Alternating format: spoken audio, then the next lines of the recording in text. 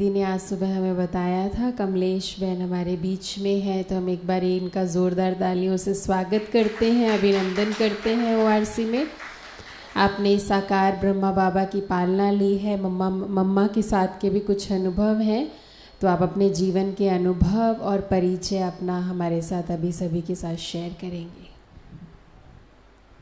ओम शांति। जो भी मैं बोलूँगी, जो भी मैं सुनाऊँगी, ये मेरी कोई भी इसमें कुछ भी नहीं है, उसकी कृपा, उसकी बलिहारी है। सबसे पहले मैं आपको ये बताऊंगी कि मैं ज्ञान में चली कैसे। मेरी उम्र उस वक़्त 20 साल की थी। मैं 10वीं क्लास में पढ़ती थी, तो मैं मंदिर में जाया करती थी सोमवार के दिन शिव के ऊपर लोटी चढ़ाने के लिए। एक दिन जैसे मैं तब जाती थी, मैं इतनी शर्मीली लड़की थी, जब मंदिर बंद हो जाता था तब मैं मंदिर में लोटी चढ़ाने जाती थी। एक दिन जैसे मैंने शिव जी के ऊपर जल चढ़ाया तो मेरे को आवाज़ आई, बड़ी ज़ोर से आवाज़ आई, मैं आ चुका हूँ, तू मंदिर में घूम रही है। मैं इतनी डर गई, मैंने चप्पल भी छोड़ी, मैं घर आ गई। उसके बाद ना मैं लोटी चढ़ाने गई, ना मैं मंदिर गई। कुछ दिनों के बाद शिवरात्रि आई, तो मेरे पड़ोसी कहते हैं चलो मंदिर चले, शाम का टाइम था। मैंने कहा मैं नहीं जाऊंगी। कहते हैं चलो। मैं चली गई उनके साथ। भाई लोगों का कीर्तन था, तो मैं क्या देखती हूँ, दूर से लाइट आ रही है मेरी तरफ। मैं फिर वहाँ उठ के आके भाग के आ गई। भाई मैंने सुना हुआ था जब भगवान के दर्शन होते हैं उसकी 100 सूरजों के समान लाइट होती है, आदमी पागल हो जाता है। मैं जवान लड़की पागल हो जाऊंगी, मेरा जीवन का क्या होगा। मैं वहाँ छोड़, उसके बाद तो मैंने निर्णय कर लिया कि मैंने कभी मंदिर नहीं जाऊँ। कुछ दिन गुजरे, क्या हुआ कि मैं रात को सो रही थी तो ब्रह्मा बाबा मेरे सपने में आए। बाबा ने मेरे को, मम्मा भी बाबा के साथ थी, मेरे सपने में आए।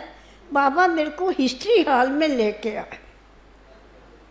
और मैं अगर ये कहूँ कि मेरा अलौकिक जन्म का बीज हिस्ट्री हॉल में हुआ तो अतिशयोक्ति नहीं है। मेरे को बाबा हिस्ट्री हॉल में ले आए। वहाँ एक टेबल पड़ी थी, संदली जिसको बोलते हैं सिंधी में, उस पर एक गागर रखी थी। तो बाबा ने उस गागर में से अमृत निकाला, मेरे को पिलाया, मैंने पी लिया। उसके बाद बाबा मेरे को एक बगीचे में लेके गए, तो वहाँ पर गुलाब के फूल बड़े सुंदर थे। तो मेरे को बाबा कहते ऐसा फूल बनना है। मेरे को ना ए पता ना बी पता, कुछ ज्ञान नहीं, स्वप्न था। मैं सुबह उठी, मैं बड़ी हैरान, ये कौन सा बुढ़ा बाबा है, सफ़ेद कपड़े पहने हुए, मेरे को कहता है ऐसा बनना है, ये अमृत पी ले। और मेरे को यहाँ तक आया कि मैं अपने घर आई हूँ, मैं अपने परिवार वालों को कहती हूँ कि भगवान आया, आप भी अमृत पी लो। मैंने पी लिया। तो मेरे भाई कहते हैं जा जा, तेरा भगवान आया, तू ही पी ले। इतना भी मेरे को स्वप्न में याद है। वो पूरी कहानी बाद में चिरथात हुई। चलो, मैं बड़ी हैरान, अंदर में मैं सोचती रहती थी ये क्या हो रहा है। और मैं कभी अपने बहन भाइयों या किसी को बात करती तो मेरा मजाक उड़ा देते थे कि इसको बुढ़ा बाबा दिखाई देता है। तो मैं चुप हो जाती थी। कुछ दिन गुजरे, 1962 3 जून का दिन था, दोपहर का टाइम था। मेरे इस हाथ के ऊपर इस जगह पे लिखा हुआ आया, कमला नगर 151 है, बस नंबर 9, मेरे को आके मिल।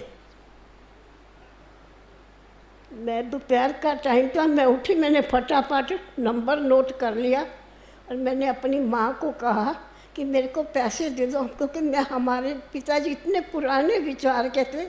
हम स्कूल से घर, घर से स्कूल, कभी हमारा कहीं आना जाना नहीं था। मैंने अपनी माँ को कहा कि मेरे को, मैं उस वक्त 10वीं मैंने कर ली थी पास। मैंने अपनी माँ को कहा मेरे को पैसे दे दो, मैंने कॉलेज का पता करना है। मेरी माता जी ने कहा रास्ता कुछ पता नहीं, कुछ नहीं, तेरा भाई पता कर आएगा, क्या करना है। मैंने कहा नहीं, मैंने ज़रूर जाना है, मैंने पता कर लूँगी, आप चिंता नहीं करो, मेरे को पैसे दे दो। उन्होंने मेरे को पैसे नहीं दिए, मना कर दिया, मैंने रोना शुरू कर दिया। हार के मेरी माँ ने, मैं इतना रोई, मेरी माँ ने मेरे को 4 आने दे दिए। और मेरे को ये भी नहीं पता था कमला नगर का है, बस नंबर 9 था। उस वक़्त हम दिल्ली में फिल्मिस्तान रहते थे। मैं आके फिल्मिस्तान पे खड़ी हो गई, मेरे बस 9 नंबर आई, मैं बैठ गई। मैंने उसको कहा जब कमला नगर आए तो मेरे को उतार देना। जब कमला नगर आया तो उसने मेरे को उतार दिया, मगर जहाँ मैं उतरी एक तरफ शक्ति नगर था, एक तरफ कमला नगर था। मैं तो जानती नहीं थी, मेरे को तो शक्ति नगर का बोर्ड दिखाई दिया। मैंने लोगों से पूछा कमला नगर किधर है, उन्होंने कहा दूसरी तरफ है। मैं पूछते पूछते मैं कमला नगर पहुंच गई। वो सेंटर जो था ना बहुत पीछे जाके था, बहुत दूर था, मतलब लगभग आधा मील का रास्ता था। मैं पूछते पूछते मैं पहुंच गई। नीचे मैंने देखा कि वहाँ खड्डियों का काम हो रहा है। मैंने कहा ये यहाँ क्या, किसने बुलाया कि आप मेरे को मिल, ये क्या है? मैंने उनसे पूछा यहाँ कोई सत्संग होता है? कहते हैं हाँ होता है।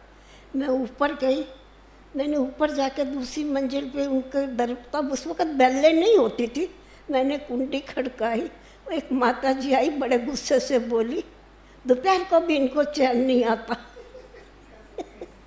आ जाती हैं, हाँ ऊपर होता है सत्संग। मैं ऊपर चली गई, मैंने ऊपर जाके खटखटाया। एक माता जी आई, 60-65 की उम्र के बीच में थी।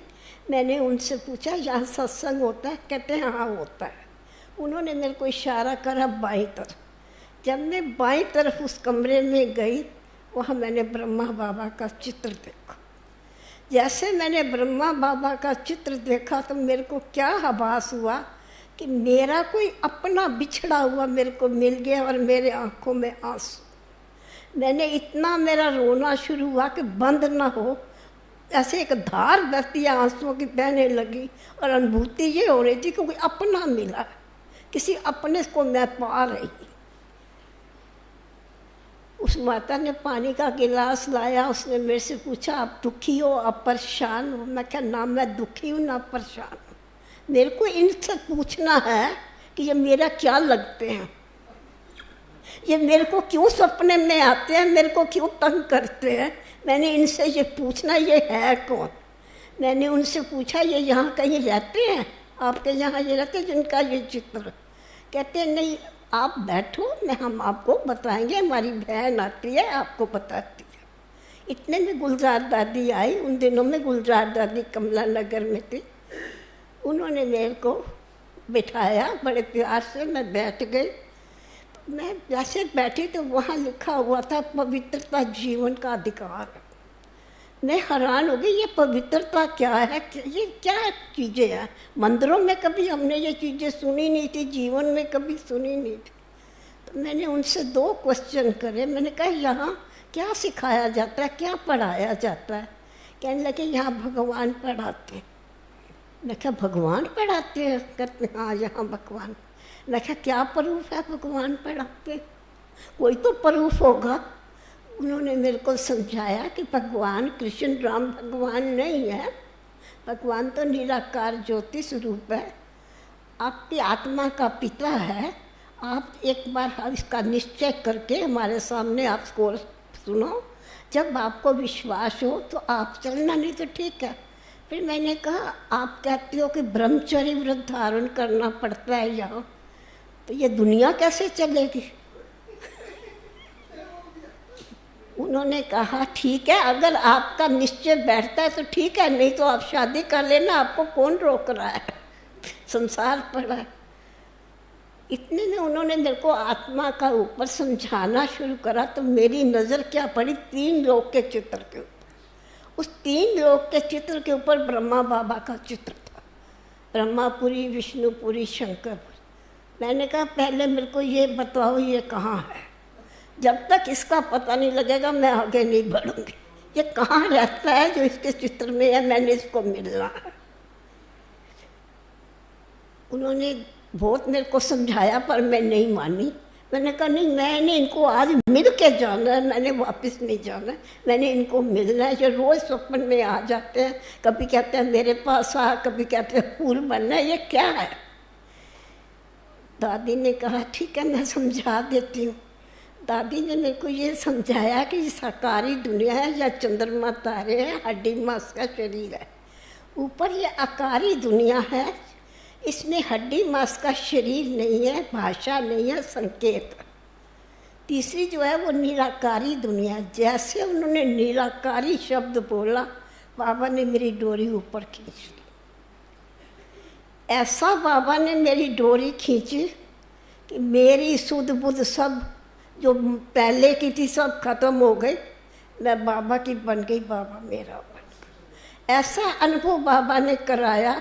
भगवान क्या है, मेरा उससे क्या रिश्ता है, भगवान के गुण क्या है, कब आता है, क्या उसका कर्तव्य है, सारा बाबा ने 3 मिनट के अंदर मेरे का पूरा विश्लेषण बाबा ने मेरी बुद्धि में डाल दिया। और मेरे को ये नहीं पता कि आगे क्या करना क्या नहीं करना, बस चलना है, जो है यही है बस। वो दिन गया, आज का दिन आया, मैं बाबा की, बाबा मेरा हो गया।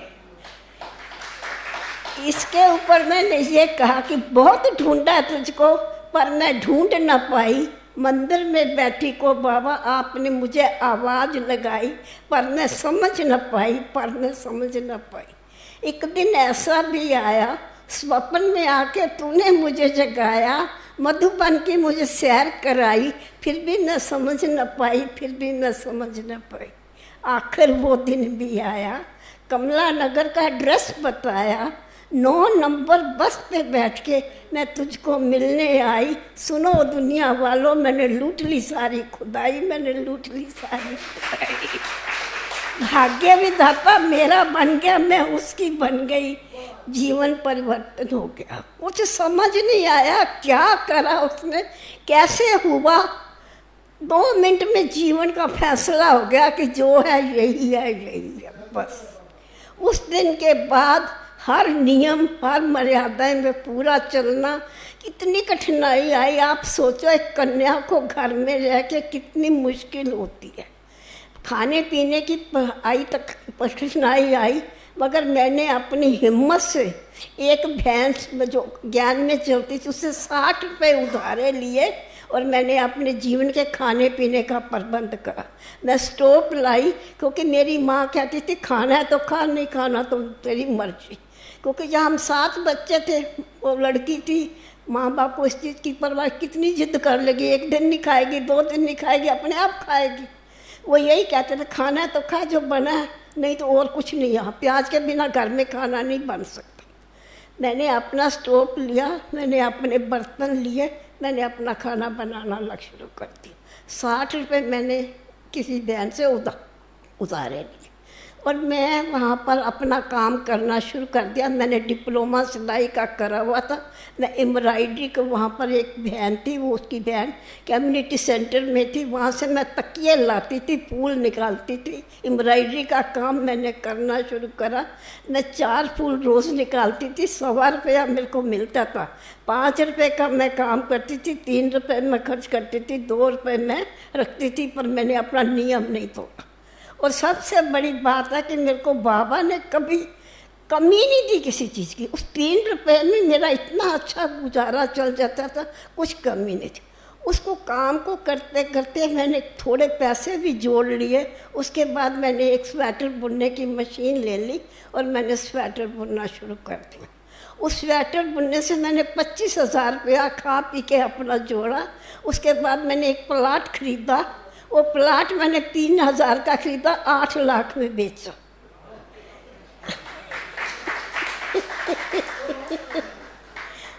मेरे को बाबा की इतनी मदद मिली, मेरा जीवन सेट हो गया। जिसको मैंने 1.5 लाख रुपया मंथली स्कीम पे जमा करा, बाकी मैंने 5 साल के लिए, उस वक़्त वो आते थे किसान विकास पत्र, वो मैंने लेके रख दिए। पैसा बढ़ता चला गया, जीवन चलता गया, बस सारा काम अपने आप होता गया। कुछ दिनों के बाद ये तो होगी ज्ञान में बाबा की मैं बनी जैसी। अब ये है कि बाबा को मिलने के बाद क्या हुआ। साकार में जब मैं बाबा के पास पहली बार गई, मैं 1 साल के बाद चलने में गई। जैसे मैंने बाबा को देखा तो क्या हुआ, जो मैं जवान लड़की, बाबा को देखते मैं बाबा की गोदी में चली गई। मैं इतनी शर्म मिली, मेरे को नहीं पता क्या हुआ क्या नहीं हुआ। मैं जाके बैठ के कहती आप मेरे बाबा हो ना? हाँ जी बच्ची मैं तेरा बाबा। मेरे को वो क्षण भूलते नहीं है। मेरे आप ही आँखें मेरी भर आती हैं। मेरे को बाबा ने प्यार से कहा हाँ बच्चे तुम मेरी बच्ची। मैं एकदम बाबा की गोदी में जाके बैठ गई। कुछ मेरे को पता ही नहीं कि बेभान होता क्या है। उसके बाद मैं क्या देखती हूँ बाबा का कि एक झोपड़ी है जिसके अंदर 2 दरवाजे हैं। उसमें लोग अंदर जाते हैं, साधारण कपड़े पुराने मैले पहने होते हैं, सिर पे ताज पहन के निकल आते। तो मेरे को निश्चय पक्का हो गया कि जो बाबा कहता है मैं स्वर्ग की स्थापना करने आया हूँ, ये वही बाबा है। अब सचमुच की स्थापना हो रही।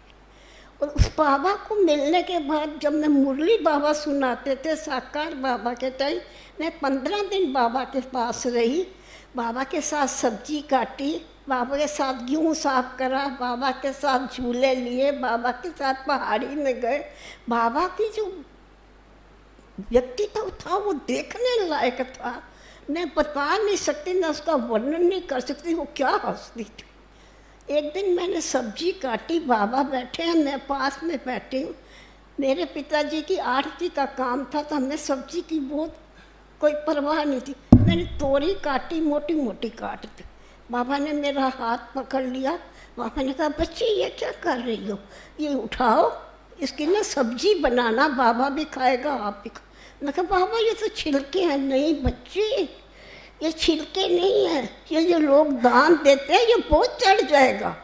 मैंने वो छिलके धोए, मैंने वो सब्जी बनाई, मेरे प्यारे बाबा ने भी खाई, मैं भी खाई, बड़ी स्वादिष्ट। उसके बाद बाबा ने मेरे को बुला के पार्सल सिलने के लिए कहा बच्ची ये पार्सल सिल देना। मैं उम्र कम थी इतना काम करने का, तो मैंने मोटा मोटा सिल दिया। सुबह जब क्लास हुई तो बाबा ने पूछा पार्सल किसने सिले हैं? मैंने बड़ी खुशी से हाथ खड़ा करा। बाबा ने कहा बच्ची दोपहर को मेरे कमरे में आना। जैसे मैं बाबा के पास गई तो बाबा कहते बच्ची बड़े मुस्कुरा के बच्ची वो सुई धागा पड़ा लिया। मैंने कहा ये क्या हो गया? मैंने सुई धागा लिया, मैं बैठी। मैं कहा बाबा क्या करना है?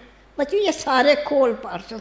मैंने कहा बाबा सिल तो दिए। नहीं बच्ची इतने मोटे मोटे सिले रास्ते में खुल जाएंगे, ये यज्ञ का नुकसान हो जाएगा, इसको मैं सिखाता हूँ।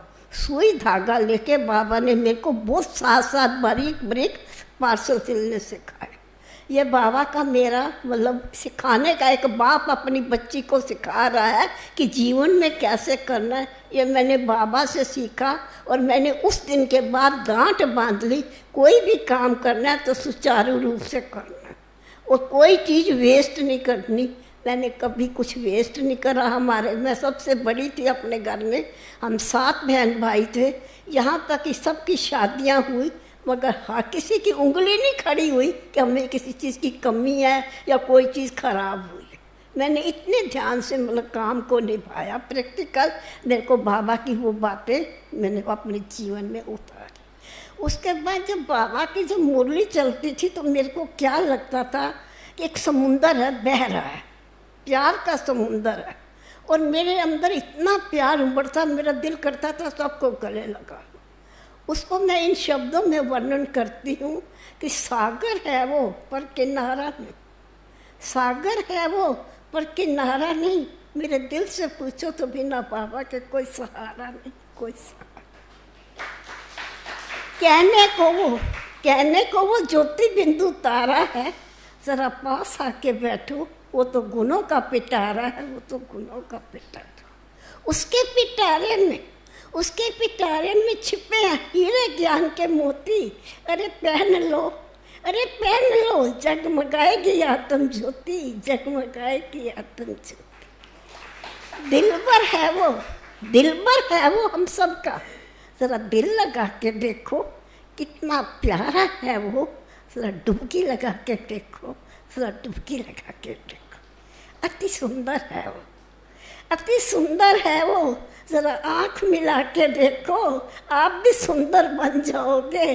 थोड़े से पुरुषार्थ से राज्य भाग्य पाओगे। मगर प्रेम की डोरी, मगर प्रेम की डोरी अति सूक्ष्म है जिसमें गांठ नहीं। अगर गांठ है फिर प्राप्ति नहीं। प्रेम की डोरी अति सूक्ष्म है जिसमें गांठ नहीं। निश्चिंत हूँ, निर्भय हूँ, क्यों किसी तीसरे की आहट नहीं, किसी तीसरे की आहट। बाबा आप धरा पर आए, आपके स्वागत में कोई फूल लाया, कोई फल लाया, मैं तो कुछ भी नहीं लाई। नन्हा सा दिल था, मैं लेके चली आई, माना कि ये दिल भी अब तेरा है, बाबा तो मेरा है, बाबा तो मेरा। ये मेरा साकार बाबा के साथ का अनुभव है। मैं 15 दिन रही, बाबा ने मेरा नाम रखा हुआ था पंजाबी गुड़िया, क्योंकि मैं बड़ी पतली होती थी, यंग थी, बड़ी पतली, और मैं ऐसे जैसे झूमती थी बाबा को देख के। तो बाबा ने मेरा नाम रखा था पंजाबी गुड़िया। बाबा दोपहर को किसी भाई को ना, किसी बहन को, मेरे पास अंगूर की बेल लगी थी, अंगूर भेजे, उस पंजाबी गुड़िया को दे, वो बहुत झूमती है। इस तरह मैंने बाबा के साथ ब्रह्मा भोजन भी करा, बाबा के साथ गेहूँ भी साफ करी, बाबा के साथ सब्जी भी काटी, यहाँ तक भंडारे में भी मैंने बाबा के साथ देखती थी। भंडारे में भी बाबा आते थे। और सबसे बड़ा, रात को जब हम सोते थे बाबा कमरों में आते थे, देखते थे किसी बच्चे के पास कोई कपड़ा कम तो नहीं है। मैं उस बाबा की क्या विशेषता सुनाऊं जो मेरे को अनुभव हुआ, मैं उसका वर्णन नहीं कर सकती, वो शब्दों में मैं बयान नहीं कर सकती। जो मैंने पाया है, मैं अपने आप को ये सोचती कोई बिरला होगा जिनका जन्म हिस्ट्री हाल में हुआ होगा। मैं वो आत्मा हूँ, मैं पद्मा पदम भाग्यशाली हूँ। मैं डंके की चोट पे कह सकती हूँ कि मैं पद्मा पदम भाग्यशाली आत्मा हूँ, क्योंकि मेरा भगवान द्वारा जन्म हुआ। किसी को पड़ोसी ले गया होगा, किसी को कोई पर्चा मिला होगा, मेरे को स्वयं भगवान ने ढूंढा। मैं वो आत्मा हूँ। मेरे को हर वक्त ये नशा रहता है कि मैं कौन सी आत्मा हूँ। मेरे को भगवान ने ढूंढा, मैं प्रभु पसंद आत्मा हूँ, मेरे को भगवान ने पसंद करा। इस तरह मेरे को जीवन चलता गया रोज। मगर मैंने को इस 65 साल ज्ञान में हो गए हैं, मैंने कभी मुरली मिस नहीं की मेरे जीवन में, कभी वो नहीं। मैं रोज अमृत वेला मेरा कभी मिस नहीं हुआ। मेरे जीवन में इतनी प्राप्तियों के अनुभव है, अगर मैं सुनाऊँ तो आप सुनते जाओ तो रात ही गुजर जाएगी। मेरे को इतने बाबा के अनुभव हैं। अभी पिछले दिनों हम ज्ञान सरोवर में भट्टी करने गए थे। भट्टी करने गए, मगर भट्टी से पहले 2 घंटे पहले मैं अपने घर में गिर गई। और 8 तारीख को, 8 मई की मतलब हमारी टिकट थी। सुबह मैंने बाबा को कहा, बाबा कल मैं क्लास में नहीं आऊँगी, मैं भट्टी करने जा रही हूँ। तो बाबा ने कहा, बच्ची मैं तो तेरे साथ जा रहा हूँ, तो अकेली थोड़ा जा रही है। मैंने कहा ठीक है। 2 घंटे पहले मैं गिर गई, मेरे को चोटें लग गई कंधे पे, मगर मेरे को कोई परवाह नहीं, चोट लग गई। मैंने गोली खाई, चल गई। वहाँ गई तो वहाँ क्या हुआ कि वो जगह आपको पता है, ज्ञान से ऊंचाई है। तो विष्णुपुरी में कमरा मिला। मेरा तो सांस इतना फूले कि मेरे सांस में आवाज़ आए, मैं एक कदम ना चल पाऊँ। और मेरे को ब्लड प्रेशर भी हाई हो गया। अब मैं ये हैरान कि मैं भट्टी तो मैंने करनी है, चाहे कुछ भी है बाबा, भट्टी तो मैं करूँगी, चाहे कुछ भी हो जाए। इतने में एक बहन हमारी दिल्ली की है, वो वहाँ ज्ञान सरोवर में रहती थी। मैंने उनको फ़ोन कराया, मगर बात नहीं बनी कि कमरा हमें नीचे मिल जाए, हाल के पास ही, क्योंकि पीछे हम एक बार वहाँ गए थे, वहाँ रहे थे, वहाँ मिल जाए तो वहाँ भाई चढ़ाई नहीं चढ़नी पड़ेगी। मगर वो पुल था पूरा, वो आरसी वाले सब बहन भाई वहाँ रुके हुए थे, नहीं बनी बात। फिर मैंने सत्कार भवन में फ़ोन करा अपनी सुनीता बहन को, बहन जी कोई प्रबंध करो, भट्टी तो मैंने करनी है, चाहे कुछ भी हो जाए, मैंने भट्टी करनी है, मैं आई हूँ भट्टी करके छोड़। नहीं बना कोई हिसाब। उन्होंने ये कहा रिक्शा कर देंगे, जब आपको चाहिए तो रिक्शा। मैंने कहा कि रिक्शा, पता नहीं रिक्शा वाला कब आएगा कब नहीं आएगा, रिक्शा के भरोसे बैठूंगी। मैं बैठ गई, बाबा आप जो करना है आपने करना है। मैं क्या देखती हूँ, सूक्ष्म वतन से बाबा आए, मेरा ये शरीर ढक गया, पूरा प्रकाश से शरीर ढक गया। इतना प्रकाश मेरे इर्द गिर्द फैल गया, मेरे को आभास हुआ मैं तो चल सकती हूँ, मैं तो दौड़ सकती हूँ। जब 1 बजा, ये 12:15 बजे की बात है, पूरी मैं ढक गई प्रकाश से। सूक्ष्म वतन से बाबा ने आए, बाबा ने एकदम मेरे को प्रकाश से लाइट से ढक दिया। 1 बजे मैं अपने कमरे में, दूसरी बहन थी, उसको मैं कहती खाना खाने नहीं जाना। कहती आप कैसे चलोगे? मैं मैं तो दौड़ के जाऊँगी। मैं पूरी भट्ठी, एक दिन लिफ्ट, क्योंकि जिस यहाँ ठहरे थे वहाँ एक लिफ्ट से दूसरी लिफ्ट में जाना था।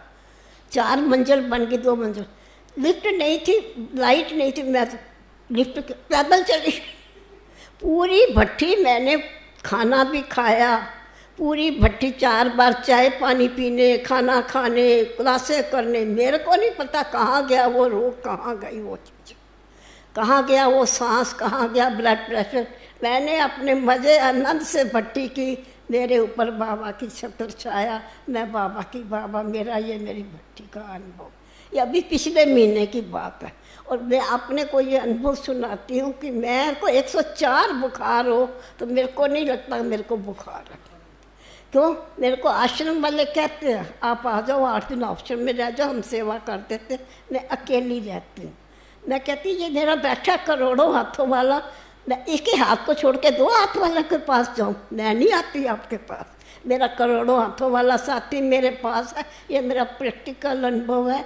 मेरे को अगर कोई तकलीफ़ होती है मैं कहती चलो बाबा, आप डॉक्टर हो ना मेरे, आप तो कहते हैं मैं पाप कटेश्वर हूँ, क्या आपने हमें गलत पढ़ाया है? अगर पाप कटेश्वर हो तो पाप काटो ना हमारा। प्रैक्टिकल में अनुभव करती हूँ कि मेरा वो रोग खत्म हो जाता है। मैं 104 बुखार में डॉक्टर के पास गई, दवाई लाई, रिक्शा पे चली गई। वो डॉक्टर कहता है आप किसके साथ आए हो? मैं कहा मैं अपने बेटे के साथ आई हूँ, मेरा बेटा बाहर खड़ा है, वो किसी से बात कर रहा है। वो कहते हैं पता है आपको कितना बुखार है? मैं कहा जितना है तो दवाई लिख दो। मैं दवाई ली, घर आ गई अपना आराम से। रात को मेरे को इतनी सर्दी लग रही थी कि मेरे हाथ कांप रहे थे, मेरे पास इतनी हिम्मत नहीं थी कि मैं कपड़ा उठा के लूँ। मैंने कहा बाबा अब सर्दी लग रही है तब क्या करूँ, चलो चाय ही बना लेते। मेरे को पकड़ के बाबा किचन में ले गए, मैंने चाय बनाई। चाय बिखर रही थी, बाबा ने मेरे हाथ आके पकड़ा और मेरे को चाय पिला दी। और मेरी 15 मिनट के बाद सर्दी ख़त्म हो गई। और मेरे को इतनी मतलब लगा, मेरा इतना कड़ा रोग था जो बाबा ने मेरा मिनटों में ख़त्म कर दिया। क्योंकि जब बाबा का हाथ होता है, साथ होता है, वो हर काम असंभव भी संभव हो जाता है। क्या नहीं बाबा, एक अगर बच्चा कमज़ोर है, मेरा प्रैक्टिकल अनुभव है, मगर उस माँ ने, उस बच्चे ने सड़क पार करनी है, माँ क्या करती है गोदी में उठा के बच्चे को पार करा देती है। तो मेरा बाबा मेरे को गोदी में उठा के पार नहीं कराएगा। मानो मेरे पर कोई बीमारी या कोई तकलीफ है, बाबा बैठा है करोड़ों हाथों वाला, वो कुछ भी करेगा, कैसे भी करेगा, वो पार कराएगा। ये हो नहीं सकता कि वो पार नहीं करे।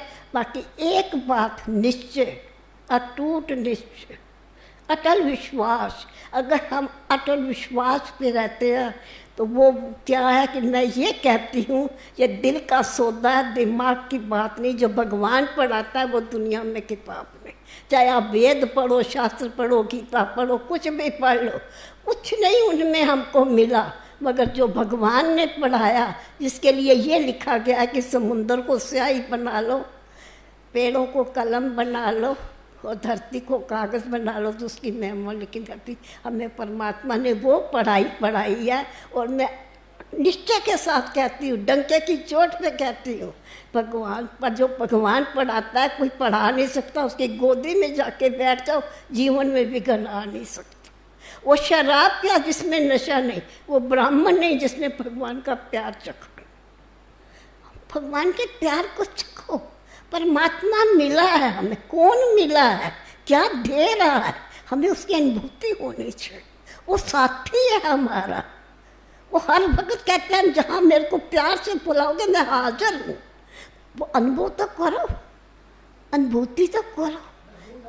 मेरे जीवन में, पूरे जीवन में इतनी अनुभूतियाँ कि मैं आपको अगर सुनाऊं तो आप लोग कहोगे कि माता जी बोलना बंद ही नहीं करती। एक मशीन निकल कि रोज एक नई से नई। सबसे बड़ी बात ये है कि बुद्धि की लाइन इतनी क्लियर है कि जो चीज़ आने वाली होती है मेरे को अपने 5 जन्मों के खाते दिखाई देते हैं। मैं रात को बैठ के अपना मेडिटेशन करती हूँ, कर्म भोग नहीं बनता, योग से काट देती। यह मेरा प्रैक्टिकल है। मैं 6-7 घंटे अपने जीवन में जो मुरली मैं सुनती हूँ, मैं घर जाके आधा पौना घंटा उसका अभ्यास करती हूँ कि आज बाबा ने ये कहा, मैंने उस स्थिति का अनुभव करना। जब से मैं ज्ञान में चली, मैं उस अभ्यास के आधार से मेरी बुद्धि इतनी क्लियर क्लीन है कि मैं आने वाले समय को भी परख लेती हूँ। उस हिसाब से मैं अपना पुरुषार्थ कर लेती हूँ। रात को जाग के करूँ, दिन में करूँ, कैसे करूँ। आप सुन के हैरान हो जाओगे, मेरी एज भी देख रहे हो। मैं सारा काम अपना खुद करती हूँ, अपना खाना खुद बनाती हूँ। मैं अपने फ्लोर में माई को नहीं रखा हुआ, मैं अपनी सफाई खुद करती हूँ, कपड़े खुद धोती हूँ। सारा दिनचर्या मैं सारा काम खुद करती हूँ। हाँ, सीढ़ियाँ वगैरह मैं वो माई से करती, क्योंकि माइयाँ नहा के नहीं आती, क्या पता वो नहा के आई है कि नहीं। इसलिए मैं माई को अपने फ्लोर में घुसने नहीं देती, सारा काम मैं खुद करती हूँ।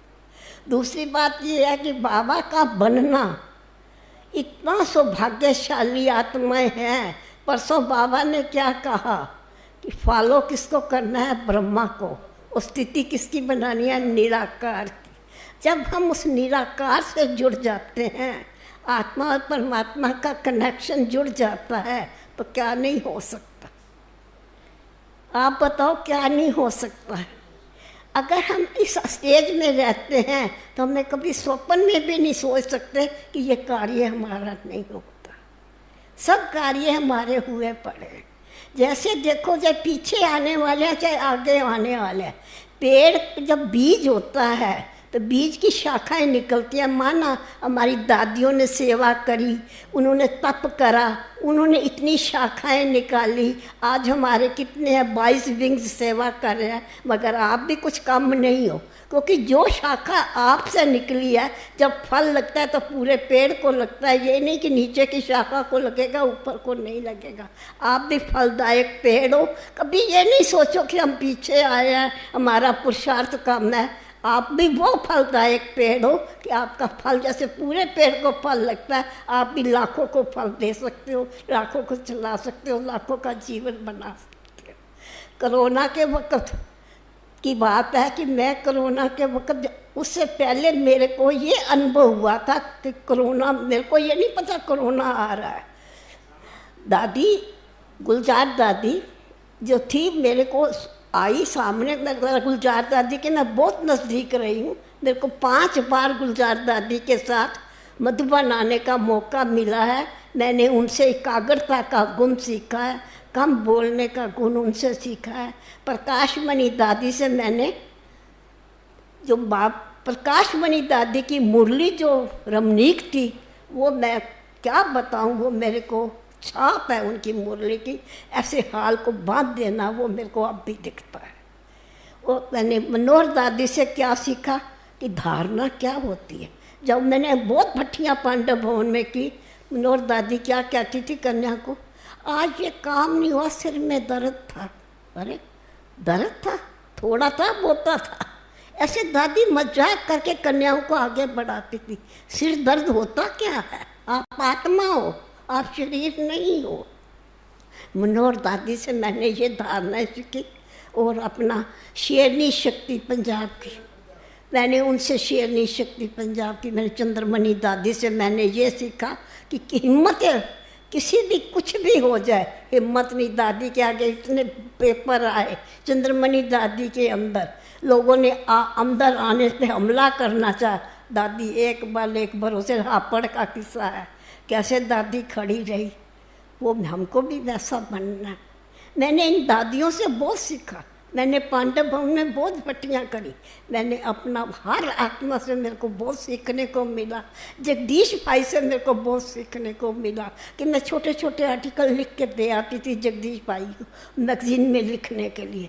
पर मैं ये कहती थी मेरा नाम नहीं लिखना, मेरा नाम लिखा तो मेरे घर वाले ना मेरा सिर फोड़ देंगे, आप ये काम नहीं करना। मैं उनको दे आती थी, वो लिख देते थे, किसी और के नाम डाल देना, मेरा नाम नहीं डालना। और जगदीश भाई से मैंने बहुत कुछ सीखा कि अध्ययन क्या होता है। जानकी दादी से मैंने मुरली का कि दूध में मक्खन तो होता है मगर जब तक उसको मंथन ना किया जाए तो मक्खन नहीं निकलता। इस तरह जीवन में अगर हमने कुछ बनना है हमको मुरली का मंथन करना पड़ेगा। जितना हम मंथन करते हैं उतना हमारा जीवन में एक रुआब आ जाता है, रौनक आ जाती है। मुरली क्या है? मुरली अचार है। मुरली क्या है? हमारा मुरली हमें क्या सिखाती है? मुरली हमारी चाल चलन बदलती है। मुरली हमें वो सिखाती है क्योंकि जो भगवान पढ़ाता है हमें क्या सिखाता है कि आपका जीवन कैसे होना चाहिए, आपका बोलना कैसे होना चाहिए, आपका चलना कैसे होना चाहिए, आपका व्यवहार कैसे होना चाहिए, आपका आचार कैसे होना चाहिए। मुरली ने हमें इतना कुछ मिलता है। इसके ऊपर मेरा, क्योंकि मैं कभी लिखती नहीं हूँ, इसके ऊपर मेरे गीत बन जाते हैं। मैं गीत आपको सुनाती हूँ।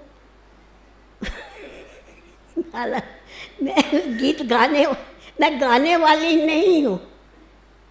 तू मेरा बाप है, मेरे साथ है, मैं रह नहीं सकती।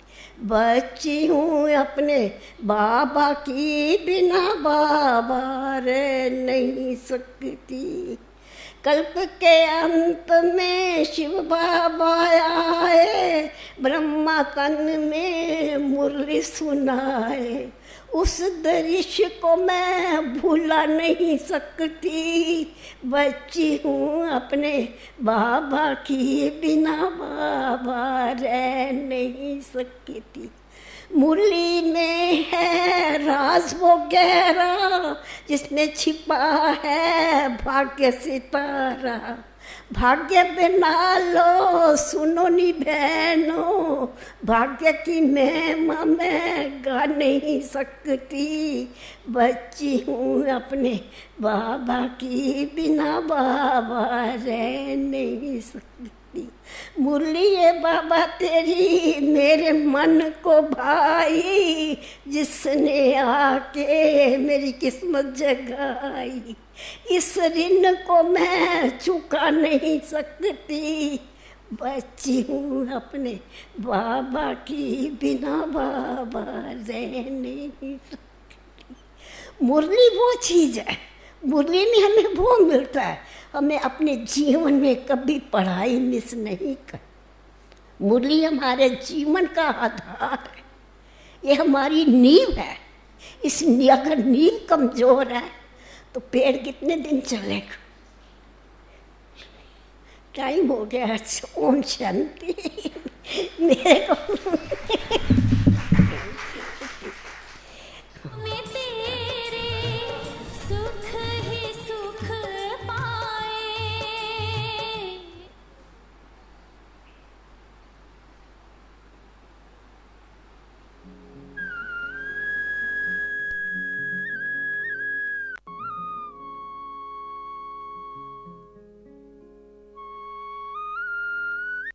को इस दुनिया में हमने है साकार देखा। उनके तन में बैठे शिव का, उनके तन में बैठे शिव का, हमने अलौकिक प्यार देखा। शिव के रथ को इस दुनिया में